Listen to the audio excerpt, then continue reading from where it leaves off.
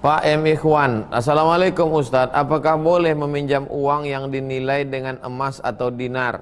Kalau boleh bagaimana tata caranya?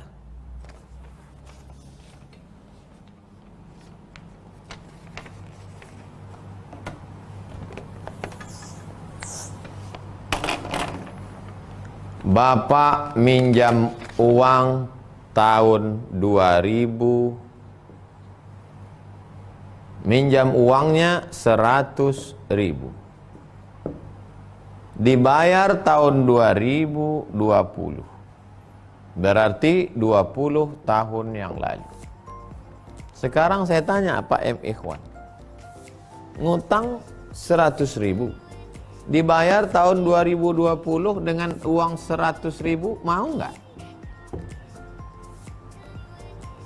Kalau saya nggak mau saya. Kenapa? Karena terjadi inflasi.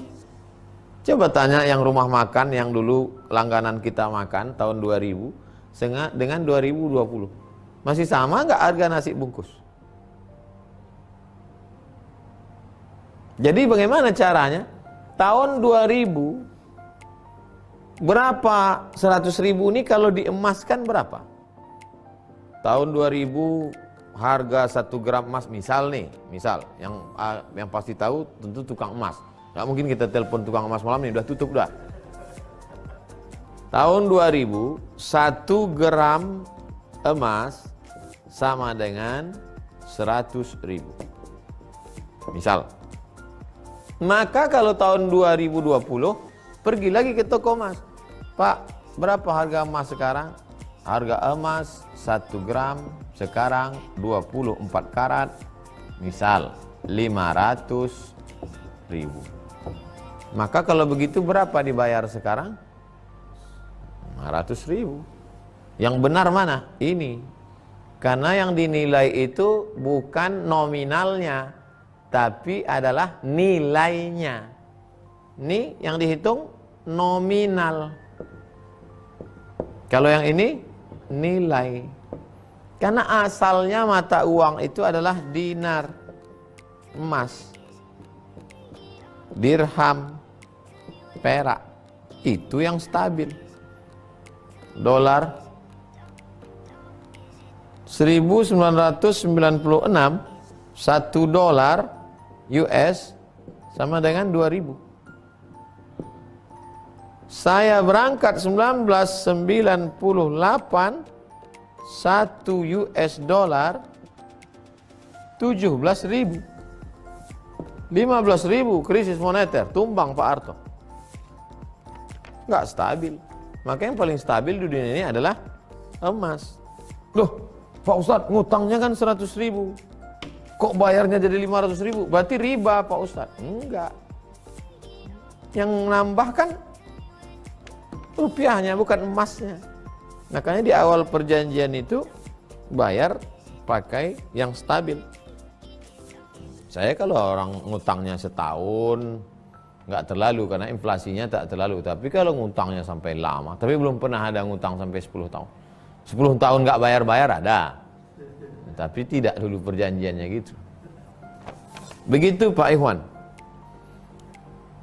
Nomor 2 Pak Salman Al-Farisi.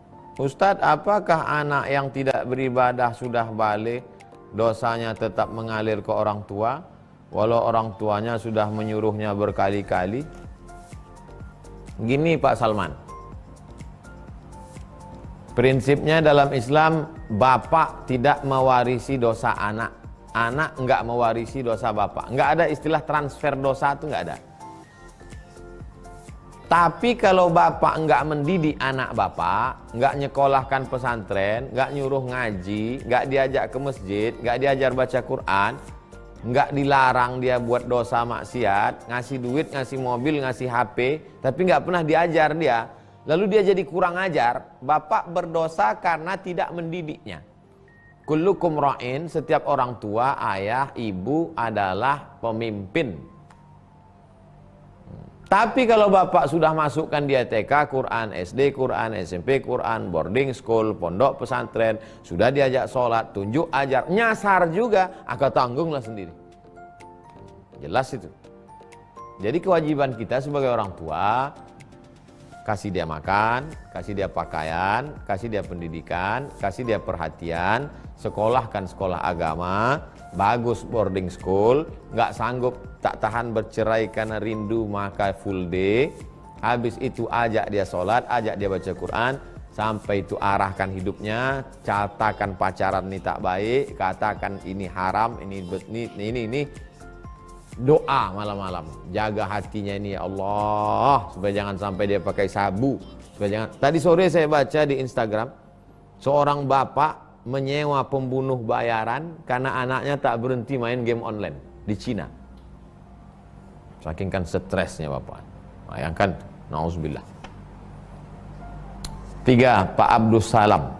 Ini UAS juga ini, Ustadz Abdul Salam.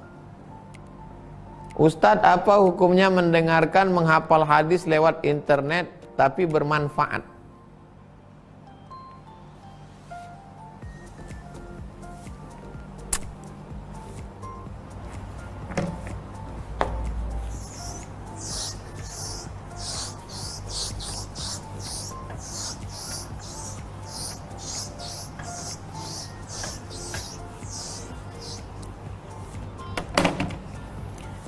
Ada namanya turuqut tahammul wal ada. Tahammul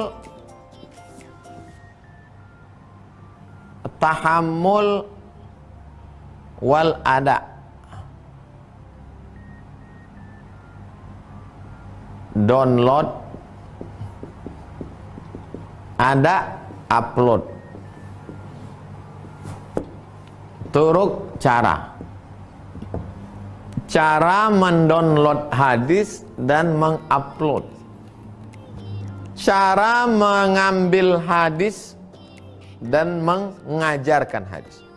Yang paling tinggi nomor 1 adalah as-sama, dengar. Terbagi kepada 2. Yang pertama haddatsa. Yang kedua akhbara. Muridnya dengar, gurunya membaca hadis. Maka saat itu muridnya meriwayatkan, haddatsani syaikhi. Murid yang baca satu, gurunya ngangguk-ngangguk. Gurunya diam, tapi dia setuju isinya. Maka muridnya meriwayatkan, akhbarani syaikhi. Ini paling tinggi, dengar. Paling tinggi. Tapi ada pula modelnya ijazah.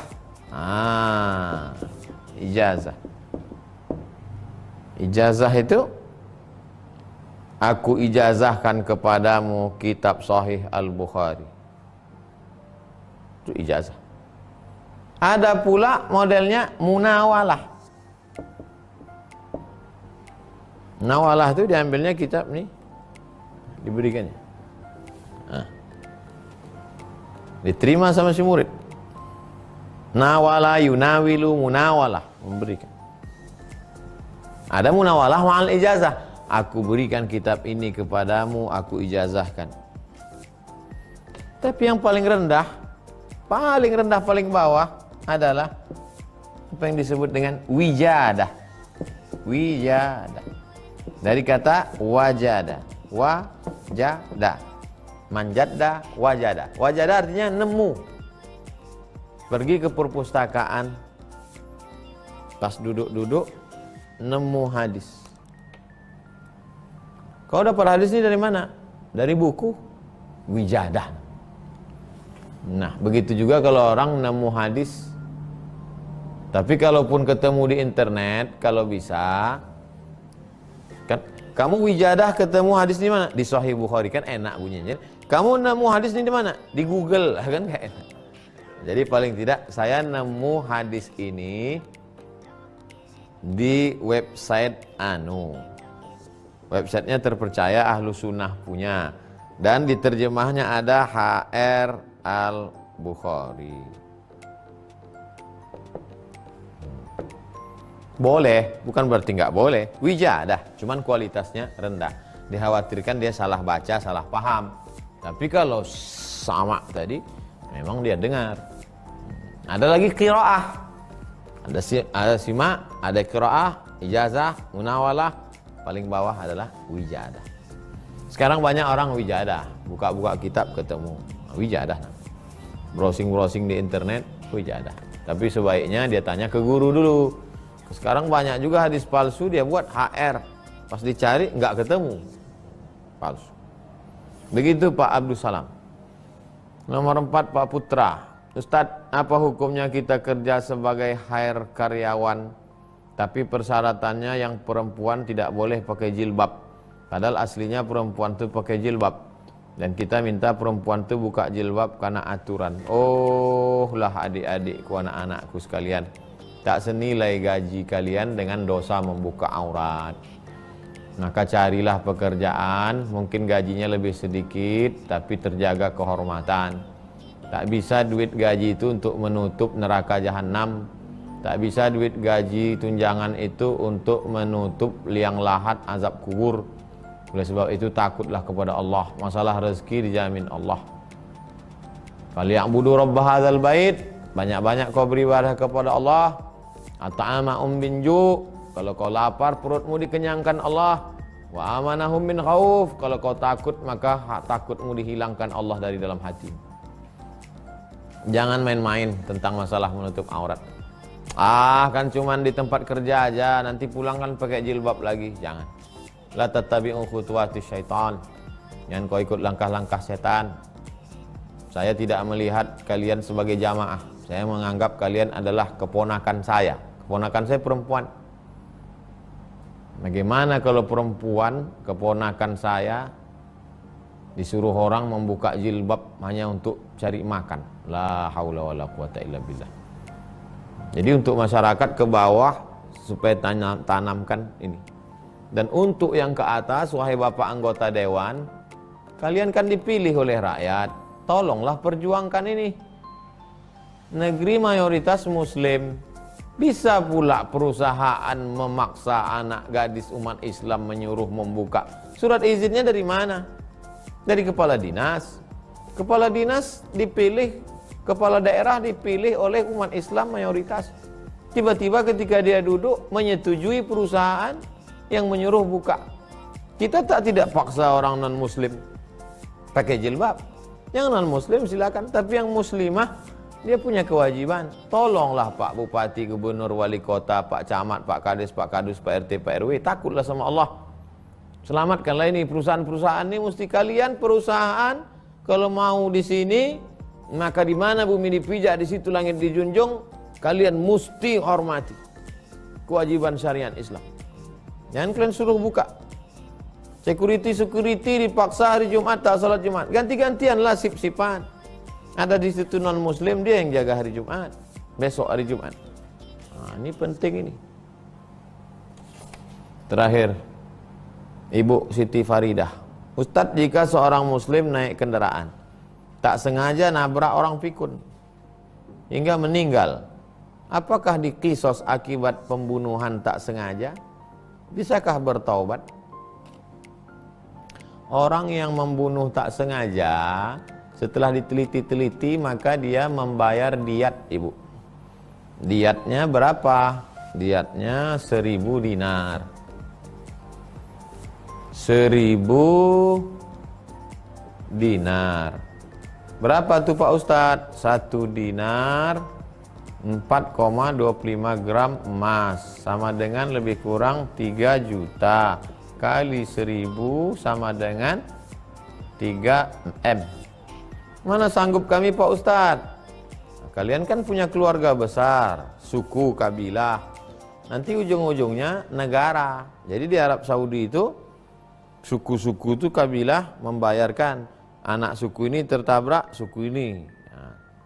Ada paguyubannya. Kalau nggak sanggup lapor ke sultan, raja. Negara hadir dalam menyelesaikan masalah konflik masyarakat. Bukan konflik masyarakat dibiarkan. Itulah guna fungsi negara. Negara adalah kesepakatan sekelompok orang untuk hidup sejahtera. Kalau tak bisa negara mensejahterakan orang, itu apa ada negara? Oleh sebab itu maka negara melihat, diajukan ke parlemen, diajukan ke negara, sultan melihat, oh ini kalau tak dibayar nanti bersimbah darah nih. Anak-anak lomba nembak burung. Terus tengoknya kepala burung, rupanya kena kepala orang. Mati. Adapun dia salah itu tersalah karena tak sengaja, maka dia bertaubat. Innallaha la yaghfiru ayyushraka bihi. Allah tidak mengampunkan dosa syirik. Wa yaghfiru ma duna dzalika liman yasha. Allah mengampuni dosa selain syirik. Minta ampun kepada Allah. Gimana Pak Ustadz kalau kelihatannya nggak sengaja tapi sebetulnya dalam hatinya dia sengaja? Wa na'lamu ma tuwaswisu bihi nafsuh. Kami tahu apa yang berbisik-bisik dalam hatimu. Wa nahnu aqrabu ilaihi min hablil warid. Kami lebih dekat dengan engkau daripada urat lehermu sendiri. Assalamualaikum Ustaz. Waalaikumsalam warahmatullahi wabarakatuh. Kalau kita ingin berkurban, apakah harus menyaksikan hewan kurban kita saat disembelih? Ketika Sayyidina Muhammad SAW menyembelih, Sayyidah Aisyah menyaksikan. Ketika Sayyidina Ali menyembelih, Sayyidatuna Fatimah, Sayyidina Al-Hasan, Sayyidina Al-Husain menyaksikan. Itu menunjukkan dianjurkan membawa orang. Kalau perempuan dia tidak ikut menyembelih, tapi orang lain menyembelih dia menengok. Kalau laki-laki yang mampu dia menyembelih sendiri. Bismillahi wallahu akbar, Allahumma taqabbal min fulan bin fulan. Yang perempuan ikut menyaksikan. Hikmahnya apa? Menengok mati. Hikmahnya apa?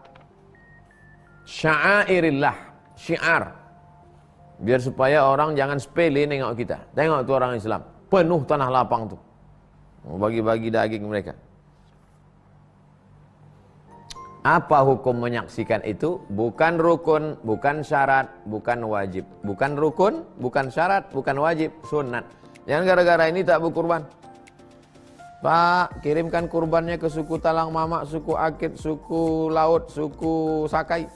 Wah enggak, saya mesti ngelihat penyembelihan. Transfer aja. Ngelihat itu tidak wajib, tidak rukun, tidak syarat. Transferkan ke nomor berikut ini. Kedua, Ibu Nurdiana. Ustadz, ketika ada teman kita yang akan mengurus tolak di kuah, apakah berdosa kita menemaninya mengurus? Kalau dia cukup rukun syarat, maka tidak dosa. Karena dalam Islam ada pembahasan tentang itu. Tapi kalau hanya untuk main-main, hanya untuk suka-suka, hanya untuk menyia-nyiakan hukum Allah, maka kita termasuk dalam orang yang at-tala'ub bihududillah, mempermainkan hukum-hukum Allah. Cukup syarat, tidak memberi nafkah, tidak memberi makan, tidak memberi pakaian, tidak memberi perhatian.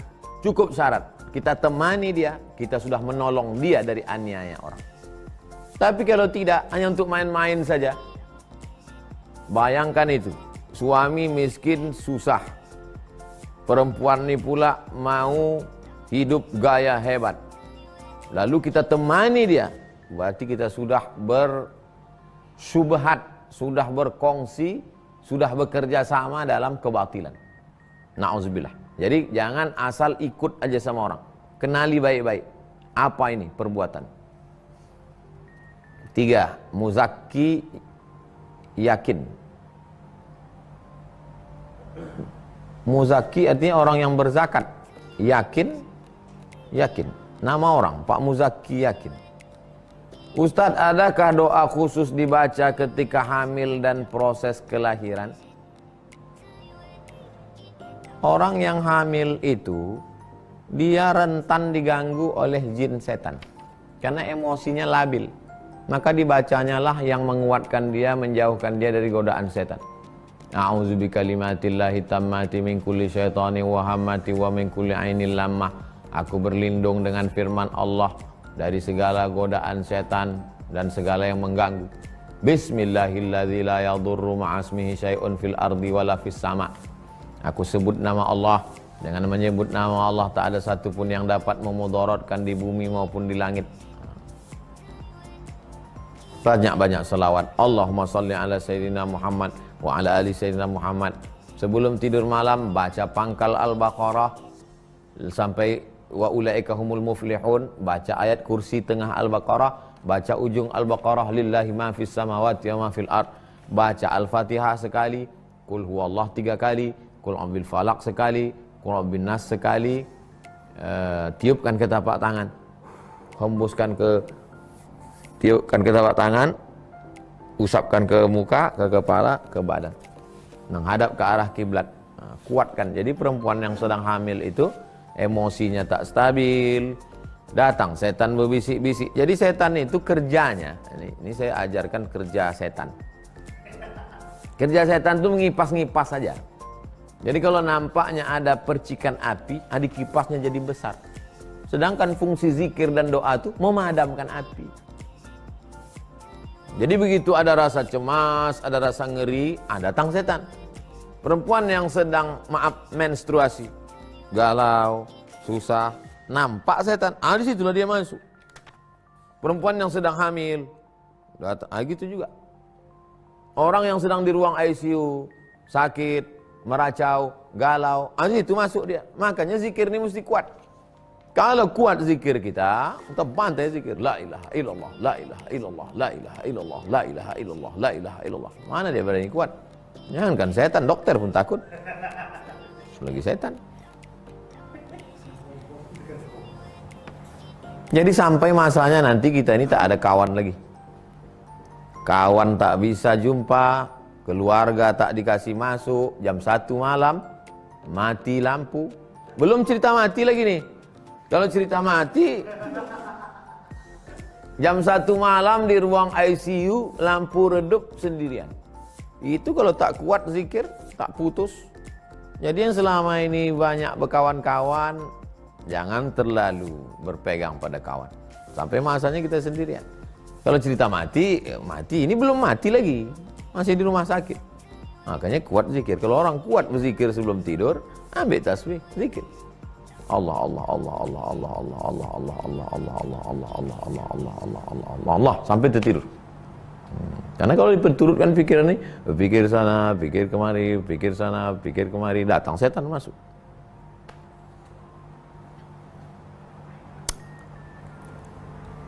Kalau ada orang menganggap masih muda usah zikir dulu, nantilah agak tua, tak bisa. Man syaba ala syai'in syabba alaih. Siapa yang membiasakan dari muda, itu yang terbawa sampai tua nanti. Jadi tak bisa kita ini ujuk-ujuk, nanti kalau udah tua ini terbiasa sendiri berzikir. Mana? Tengok orang, makin tua makin rajin duduk di warung kopi. Matinya pun tersedak minum kopi. Pak Ilham, Ustadz, tentang hadis perbedaan pendapat pada umatku adalah rahmat, bagaimana penjelasannya? Ikhtilafu ummati rahmatun. Perbedaan umatku ini rahmat. Kata Imam Jalaluddin Abdurrahman As-Suyuti, meninggal tahun 911 Hijriah, ini hadis pernah ada sanadnya tapi hilang katanya. Ikhtilafu ummati rahmatun itu. Kata dia dulu ada sanadnya tapi hilang. Ya, kalau hilang berarti bukan hadis. Makanya kalau ada yang mengatakan la aslalahu, tak ada asalnya. Maksud la aslalahu, la sanadalahu. Tak ada sanadnya. Kalau tak ada sanad bukan hadis. Tapi maknanya bagus. Jangan mentang-mentang dia bukan hadis, nggak bagus. Bagus. Ikhtilafu ummati rahmatun. Perbedaan pendapat di kalangan umatku itu rahmat. Mana pula Pak Ustadz? Di masjid kami bertinju orang. Ini banyak dipermasalahkan orang. Ikhtilafu ummati rahmatun. Mana pula ikhtilaf umat itu jadi rahmat. Buktinya di tempat kami hampir pecah jendela masjid itu bertinju orang. Salat Idul Fitri baru sah kalau 41 orang. Mazhab Syafi'i. 40 orang. Mazhab Syafi'i. Dan kita bertahun-tahun berpegang ke mazhab ini. Abdul Somad bertahun-tahun memegang pendapat ini, sudah umur 43 tahun memegang ini. Tiba-tiba datang COVID-19. Datang Covid. Terus kayak mana sholat Id kemarin? Pakai mazhab Hanafi. Imam satu, makmum beberapa orang. Jadi sholat Id. Nampak ikhtilafu ummati rahmatun. Rahmat. Dan kita mana pula berani kita melawan Imam Syafi'i? Tapi karena darurat, kita laksanakan. Sholat Id, habis itu khutbah, tercapai. Dan Majelis Ulama Indonesia pun mengeluarkan fatwa itu. Nampak rahmat. Jadi perbedaan fikih di antar ulama itu menjadi khazanah kekayaan yang luar biasa. Begini kata Imam Hanafi, begini kata Imam Maliki, begini kata Imam Syafi'i, begini kata Imam Hambali, begini kata Imam Al-Auza'i, begini kata Imam Ibnu Abi Layla, begini kata Imam Sufyan Ats-Tsauri, begini kata Imam Sufyan Ibnu Uyainah, begini kata Imam Laits Ibnu Sa'ad, begini kata Imam Ja'far. Kekayaan.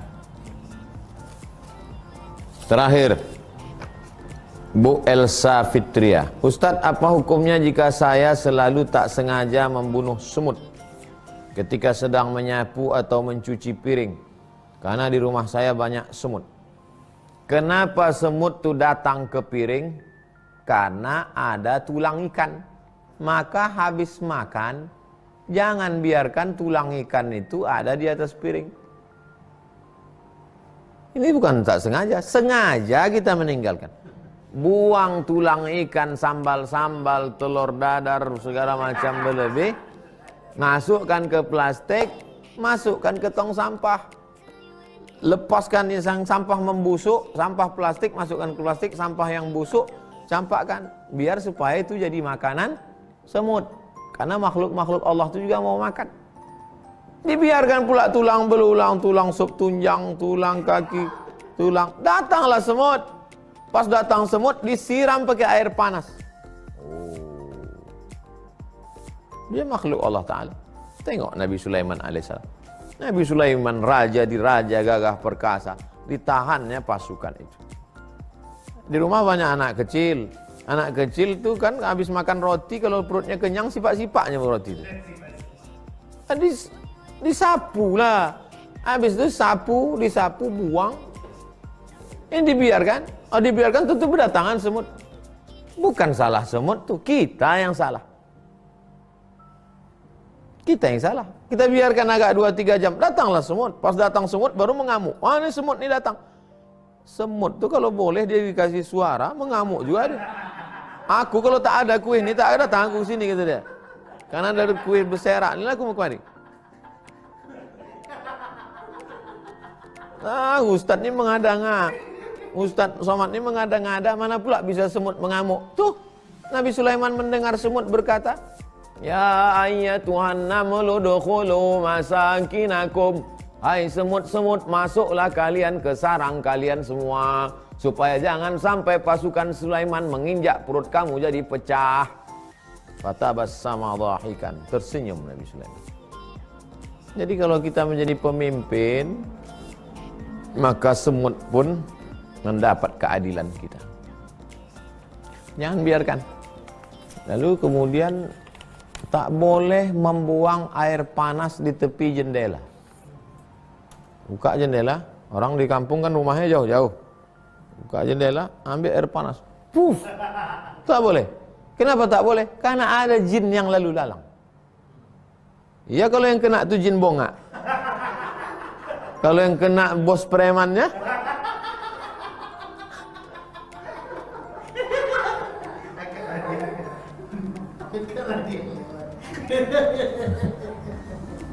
ada tak orang memikirkan sampai ke semut? Zaman sekarang ini ada tak orang berpikir sampai ke semut? Ada tak orang berpikir sampai makhluk Allah ini ada yang nampak, ada yang tak nampak dari kalangan jin? Sesudah anak SMP, SMA diganggu jin, barulah sibuk kepala sekolah. Gimana nih Pak Ustaz? Kok jin sudah selama ini kita ganggu dia. Kau pikir kau jangan ganggu kita jin? Pas dipanggil, hai jin, kenapa kau ganggu anak-anak ini? Ya biar kutunjukkan, biar jangan apa kali mereka.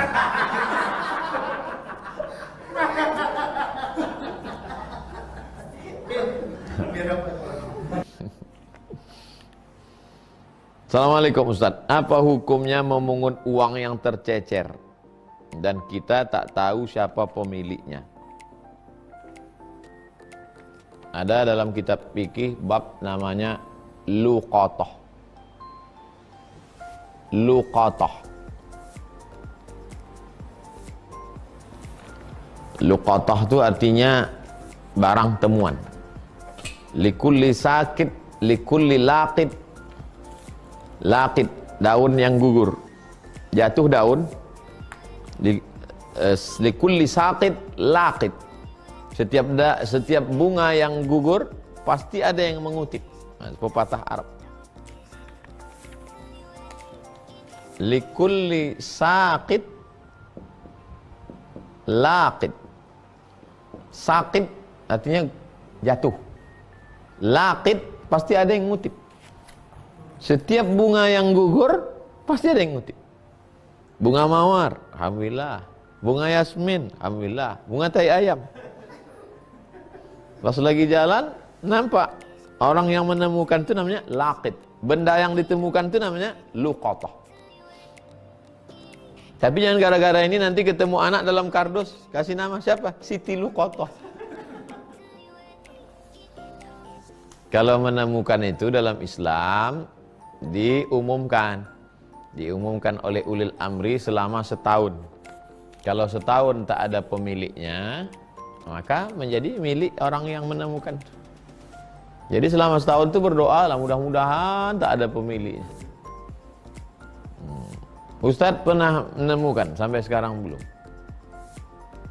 Kalau dulu ada jamaah umroh, habis melontar jumroh, jamaah haji tahun 2000 saya haji dari Mesir. Habis melontar jumroh, dia melihat duit 2000, duit segepok gini, dolar. Tadi Pak Ustadz pulang lontar jumroh dapat saya. Enggak Bapak ambil? Enggak. Terus kenapa? Takut saya ini tanah suci, nanti saya ambil hilang pula duit saya yang di Indonesia. Oh, jujur. Insya Allah. Di Indonesia lebih hebat lagi. Ketemu duit 500 juta. Dikembalikannya. Bangga kita jadi. Di zaman Covid, zaman sulit, bisa nemu duit 500 juta, dikembalikan. Hebat. Jujur orang Indonesia. Baru sekali ini. Jadi begitu Pak Muhammad Mawardi. Kalau tak tahu mau dikemanakan Pak Ustadz, serahkan ke masjid. Saya selalu nyerahkan ke masjid Pak Ustadz. Berapa? 2000 perak. Pak Salman, Ustadz saya mengguyur air saat mandi wajib dan terpercik ke bak mandi. Apakah menjadi air mustakmal? Bak mandi itu kalau bisa lebih dari 2 kulah. Berapa sentimeter tuh? Buat lebih dari 60 cm. 1 meter ke atas, 1 meter ke samping. Kalau bak-bak kecil tuh, itu khawatir kita terlalu banyak masuk. Itu makanya dalam mazhab Syafi'i tangan tak dicemplungkan ke dalam. Khawatir mustakmal. Mazhab Syafi'i ini kuat ihtiyatnya, kehati-hatian. Air itu disiramkan ke tangan. Air itu siram ke tangan, buku muka. Bukan air itu masuk ke dalam. Khawatir jadi mustakmal. Jadi kalau sedang mandi, masuk air ke situ, tidak jadi mustakmal. Tapi kalau kita orangnya warak, takut, khawatir, maka bak-bak mandi kita itu besarkan. Semeter lebar, semeter ke bawah, ke atas, semeter ke samping. Supaya dia lebih dari 2 kulah. Tidak menjadi mustakmal. Kalau hanya terpercik setetes 2 tetes. Tapi ada orang mandi ini setengah badan dia ke batu. Masuk lagi dalam. Mustakmal. Begitu Pak Salman. Ibu Rani, jika selama hidup tak pernah ada niat mengenal Tuhan, apa Tuhannya mau bertemu hamba tersebut jika wafat walaupun syariatnya bagus?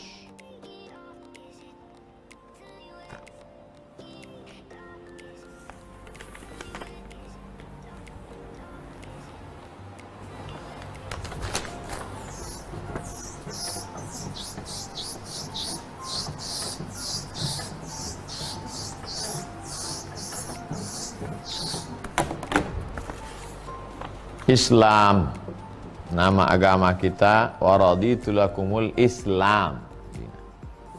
Yang pertama akidah. Apa itu? Mengenal Allah.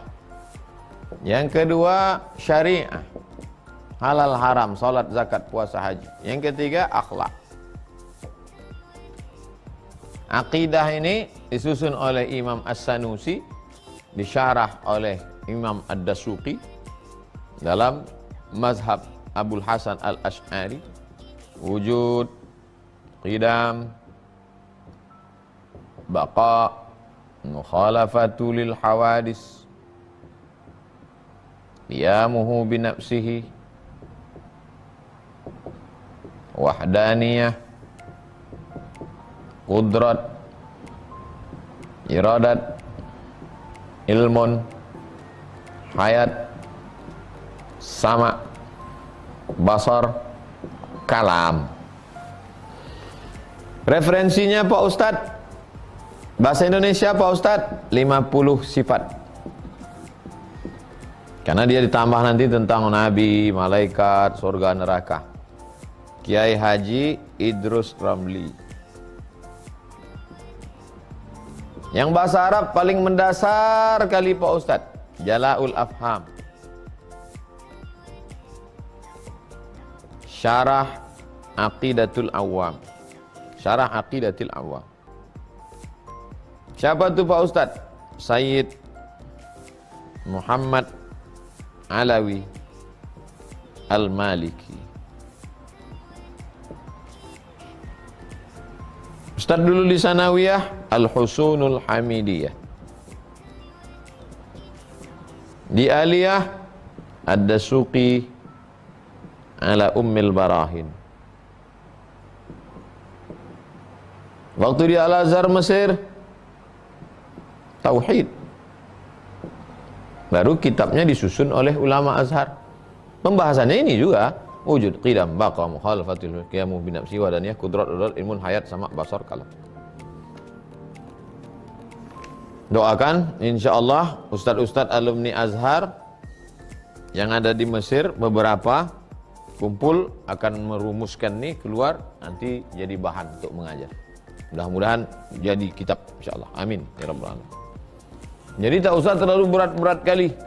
Ustadz gimana selama hidup tak pernah ada niat mengenal Tuhannya, hakikat. Apa Tuhannya mau bertemu hamba tersebut? Asal udah dikaji, udah. Apa kata ulama mazhab Asy'ari? Orang kalau sudah mengkaji sifat-sifat Allah ini, maka cukup bekal dia untuk mengenal Allah SWT. Man arafa nafsahu faqad arafa rabbah. Siapa yang mengenal dirinya, maka kenallah dia Rabbnya. Apa kata Imam Sakhawi? Siapa yang mengenal dirinya miskin tak punya apa-apa, kenal dia adalah Rabb yang maha kaya. Siapa yang kenal dirinya yang lemah tak ada kuasa, kenallah dia Allah yang maha kaya, maha kuasa. Cukup. Tak usah terlalu mau mencari Tuhan sampai ke planet Mars. Tak usah. Cukup. 4. Ibu Zakiyah Zaki. Ustadz, saya sering gunakan wifi kantor untuk dengar pengajian. Apa hukumnya Pak Ustadz?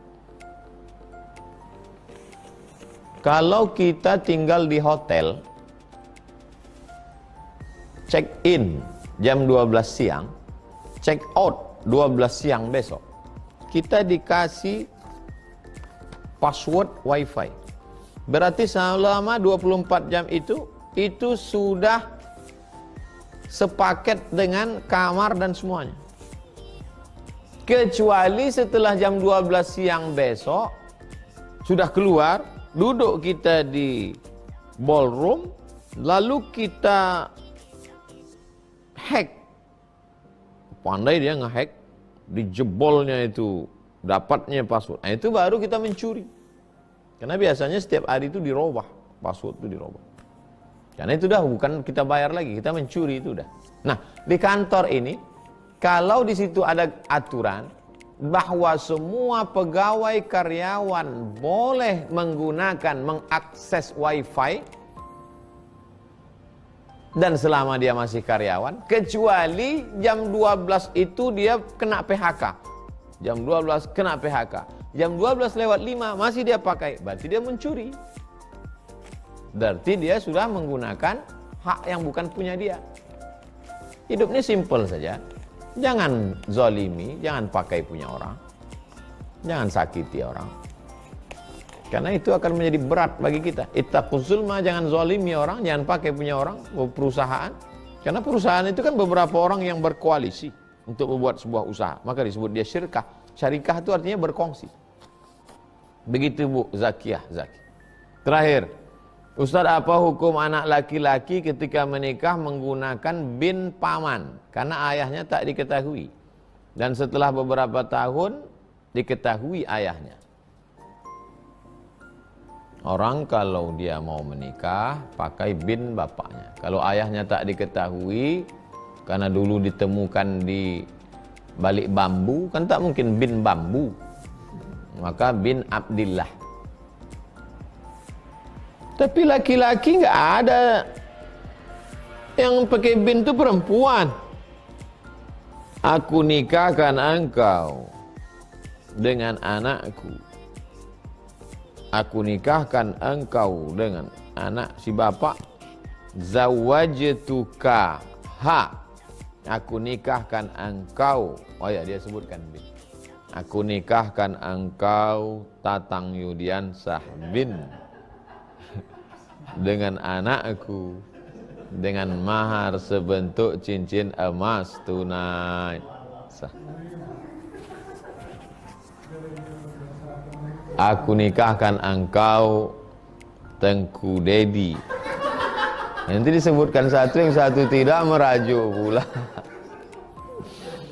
Dengan mahar sebentuk cincin emas tunai. Apakah nikahnya sah? Kalau memang orangnya memang betul itu, memang itu orangnya, bukan orang lain, nikahnya sah. Hanya saja perbuatannya itu, perbuatannya pakai nama itu perbuatannya itu bohong, dusta, berdosa. Tapi nikahnya tetap sah. Yang gara-gara ini nanti pulang dia ke rumah, ternyata nikah kita tidak sah, Dinda. Jadi gimana bang? Abang mau nikah lagi sama yang lain. Nah, nikahnya tetap sah. Perbuatan dosa itu gimana? Taubatlah, istighfar. Ini tentang masalah bin dan binti tadi. Dari Pak Dedi Sujadi. Assalamualaikum Ustadz. Waalaikumsalam warahmatullahi wabarakatuh. Bagaimana menyikapi adanya masjid yang arah kiblatnya melenceng kurang lebih 20 derajat dari arah sebenarnya? Apakah harus merombak dilakukan perubahan miring shaf atau memiringkan sajadah atau biarkan saja? Dua pendapat.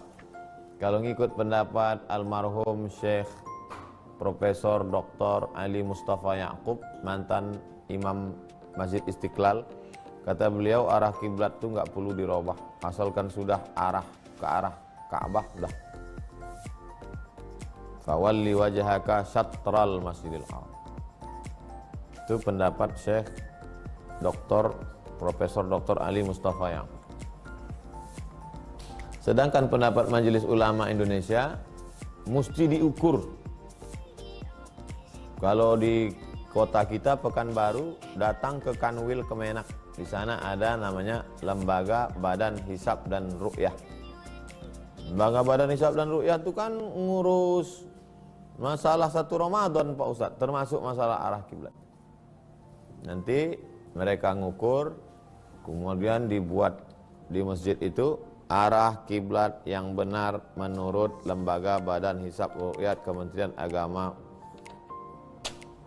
musyawarah ngikut. Jadi begitu Pak Dedi Sujadi, dua pendapat. Mau ikut pendapat Profesor Ali Mustafa Yaqub atau ikut Majelis Ulama Indonesia, saya serahkan, musyawarahkanlah antar jamaah. Jangan sampai jadi fitnah gara-gara masalah kiblat. Dua, Ibu Jannatun. Inilah orang yang masuk surga sebelum masuk surga. Jannatun, surga. Ustadz, saya TKW di Taiwan sudah 14 tahun, Masya Allah. Sesuai aturan setelah 14 tahun saya harus meninggalkan Taiwan. Namun karena corona dan melihat pemerintah Indonesia, saya milih untuk tetap di Taiwan. Jadi status saya ilegal. Bagaimana dalam pandangan Islam terkait gaji hasil kerja saya, Pak Ustaz? Berat saya menjawab pertanyaan Ibu. Karena kalau saya katakan penghasilan Ibu haram, nanti Ibu pulang, lalu kemudian kita kan ada aturan internasional, harus ada visa, kemudian harus ada. Jadi saya tidak bicara hukum. Saya bicara waktu saya pulang dari Hong Kong, satu pesawat di sebelah saya itu saudara kita tenaga kerja Indonesia. Apa kata beliau? Ustadz, saya sudah melihat saudara-saudara kita yang di luar negeri. Tolonglah Ustadz sampaikan kepada penguasa supaya membuka lapangan pekerjaan. Sulit kami untuk makan, untuk kerja. Banyak, intinya banyak mudaratnya. Bayangkan betapa sakitnya hati orang Indonesia. Keluarga dia mesti mencari nafkah 14 tahun. Tiba-tiba di depan mata dia bisa pula orang asing kerja di tempat kita. Gimana sakitnya? Itu. Saya khawatir kalau terlalu banyak orang sakit hati mengamuk dia. Bisa mengamuk secara zahir, bisa juga dia berdoa kepada Allah. Doa orang teraniaya ini luar biasa. Untuk saudara-saudaraku yang bekerja di luar negeri, jangan pernah berpikir bekerja selamanya. Cobalah berpikir untuk kumpul modal. Makanya kalau pulang setahun sekali atau 2 tahun sekali, jangan habiskan duit itu untuk beli kulkas sebesar lemari, beli TV sebesar bioskop, karena banyak yang begitu. Banyak yang begitu, kerja dia 2 tahun, pulang beli TV, beli motor, habis, terus pergi lagi. Jangan begitu. Jadi pola pikirnya, pulang itu untuk modal, irit, beli aja secukupnya, beli TV cukup untuk nonton. TV besar sedikit dari HP cukup lah. Itu besar-besar. Habis itu buat modal kolam ikan, modal beli sawah, yang kira-kira bisa kita cocok tanam. Coba perbaiki mindset cara pandang kita. Mau sampai kapan kita merantau ini? Jadi harapan saya, Ibu Jannatun dan ibu-ibu saudara-saudariku yang lain yang bekerja mencari nafkah, perbaiki niat, kumpul untuk modal, pulang. Sektor pertanian. Lebih baik di sini rumah kita sendiri. Ahmad Albar.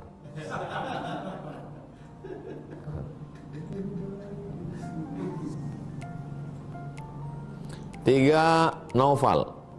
Ustadz, apa pendapat Ustadz tentang orang yang menggugat pengadilan agama? Pengadilan agama digugat. Pengadilan agama digugat. Ini bubarkan aja pengadilan agama.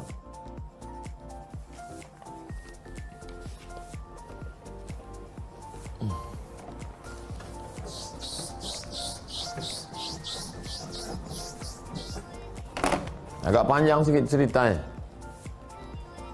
Nih. Apa nih Pak Ustadz? Piramid terbalik kah?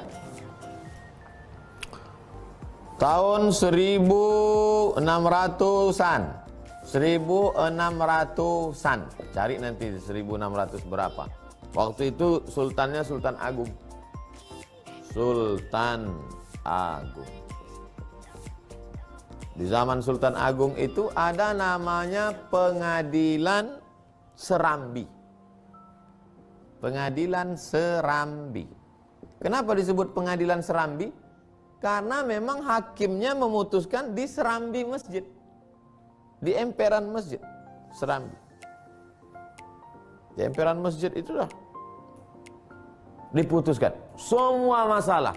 Masalah pidana, masalah perdata, masalah ekonomi, masalah semua diputuskan berdasarkan hukum Islam. Sultan Agung.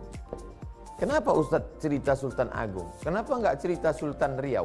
Ustadz kan tinggal di Riau. Nanti kalau ku ceritakan Riau, Kata orang, alah mentang-mentang orang Pekanbaru. Dan aku mau yang lebih tua daripada itu. Kenapa begitu? Karena kerajaan Siak Sri Indrapura 1723. 123 tahun sebelum kerajaan Siak. Lebih tua lagi Sultan Agung. Ada yang lebih tua lagi Pak Ustadz? Payah saya menggambarnya nih, naik lagi ke atas. Ketika Ibnu Battutah sampai ke Aceh, Samudra Pasai.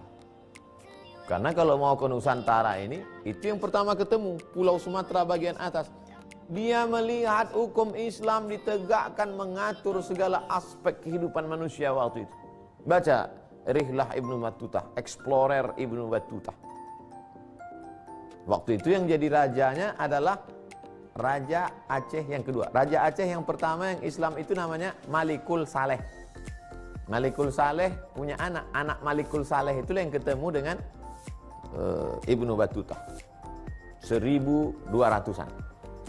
Lebih tua lagi. 1200-an. Setelah itu Wali Songo 1400-an. 1400-an Wali Songo. 1200-an Aceh, 1400-an Wali Songo, 1600-an Sultan Agung. Baru kemudian mundur lagi ke bawah 1800-an. Apa yang terjadi 1800-an? Muncullah hukum yang dibuat oleh Belanda, KUHP, KUHD,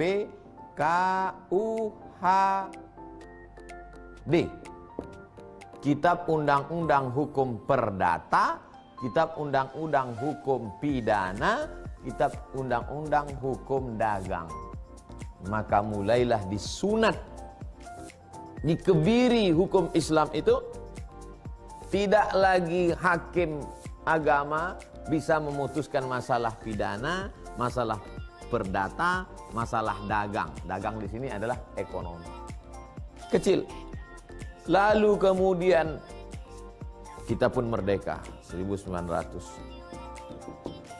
Tetap berlaku. Secara penjajahan kita merdeka, tapi dalam masalah hukum kita masih pakai hukum Belanda. Suka tak suka, mau tak mau, tanya. Makanya ketika ada anak mahasiswa, Ustadz, saya mau S2 ambil hukum Islam gimana? Kau cari beasiswa ke Leiden Belanda. Karena kau yang paling mengerti ini. Nanti kau pulang, kau jadi pengacara muslim yang membela hak-hak orang. Lalu kemudian di mana lagi umat Islam punya hukum? Tinggallah hukum pengadilan agama. Pengadilan agama yang mengurus masalah talak, rujuk, harta warisan, masalah. Tinggallah lagi sekutil mukmin lagi. Tinggal sebesar upil, ini pula mau digugat. Apa sebetulnya yang terjadi? Nah, orang Islam mesti ngerti, mesti paham. Jangan sibuk masalah khilafiyah, lalu kemudian diam, pura-pura tak tahu atau memang tak ngerti. Urutannya jauh, brother. Dari 1200, 1400, 1600, 1800, 1945 sampai satu-satunya lagi kekuatan hukum yang dimiliki umat Islam adalah pengadilan agama. Wajib dipertahankan. Kalau pengadilan agama ini pun juga mau digugat, akhirnya umat Islam tak punya kekuatan, tinggallah ormas. Saya bukan mengecilkan ormas.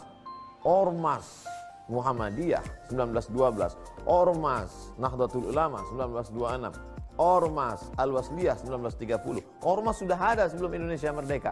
Tapi kita bicara tentang kekuatan hukum dalam pandangan negara, legalisasi. Kalau organisasi sosial kemasyarakatan, Majelis Ulama Indonesia, itu sifatnya advice, nasihat, saran. Masyarakat mesti paham ini.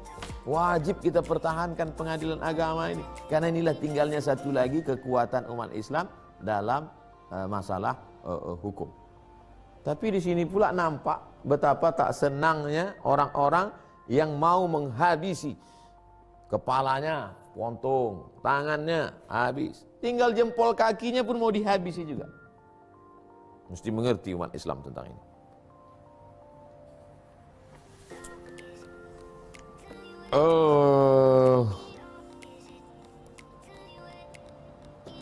Pak Awang Seki, Ustadz, apakah benar jika kita minjam uang untuk ibu atau saudara tanpa sepengetahuan istri, hukumnya sama dengan selingkuh? Siapa yang meminjamkan uangnya untuk ibu dan adiknya, tidak tahu istrinya, sama dengan selingkuh.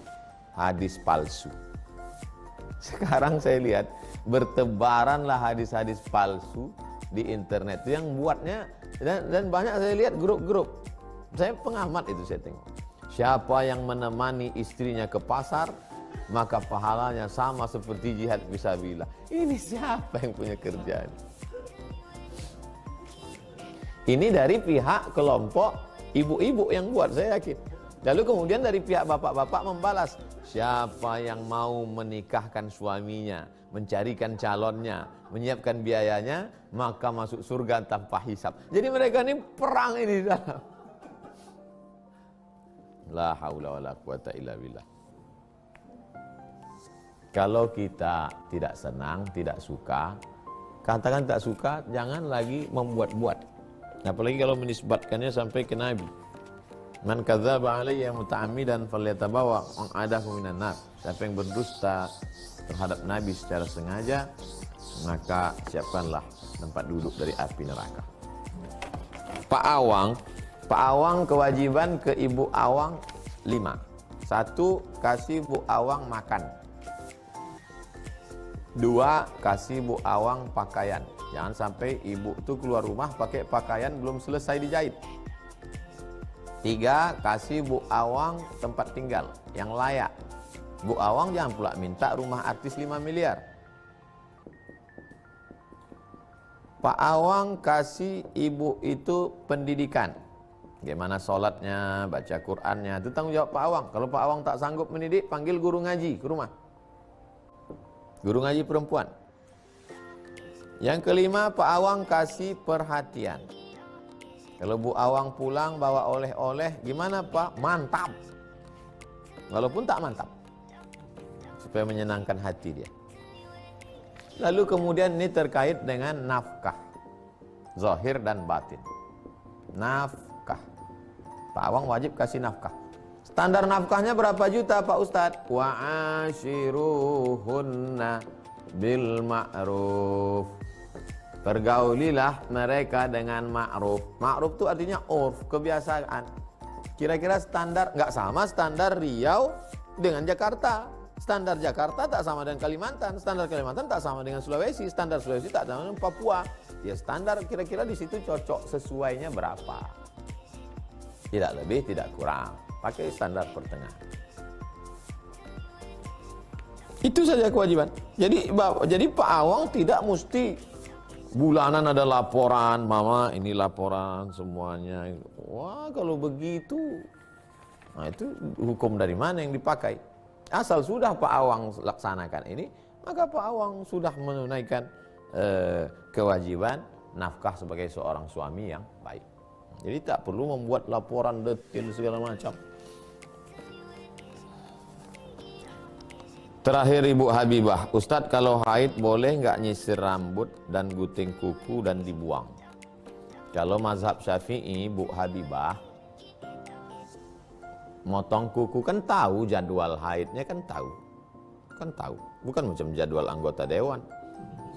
Jadwal haid itu kan tahu kapan. Jadi sebelum haid gunting dulu, potong rambut dulu. Kalau ada yang mau dirapikan, nanti setelah jangan.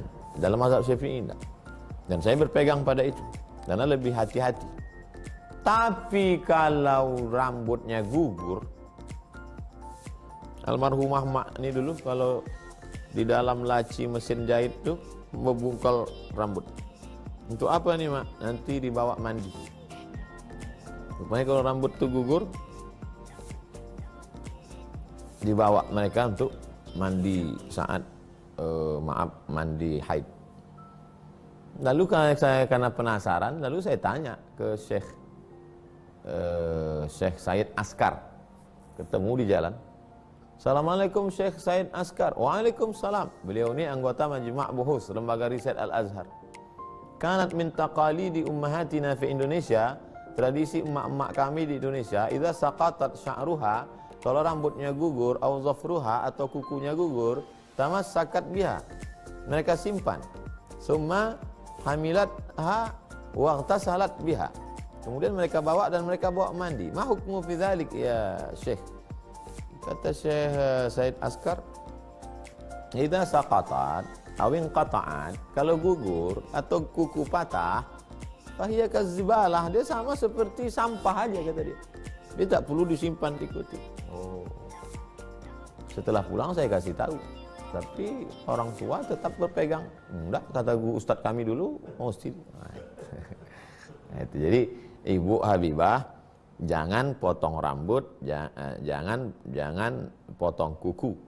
Tapi sisir kan nggak terelakkan. Ketika ibu sisiran, gugur dia, bisa pakai pendapat dua. Kalau ibu gulung, ibu bawa mandi, pendapat dalam mazhab Syafi'i. Selamat. Tapi kalau ibu buang, pendapat Said Askar, ulama besar Al-Azhar, kata beliau sama macam sampah aja. Saya kalau ada pendapat saya sampaikan supaya tidak memberatkan. Dinu yusrun, agama ini mudah. Demikian Ibu Habibah.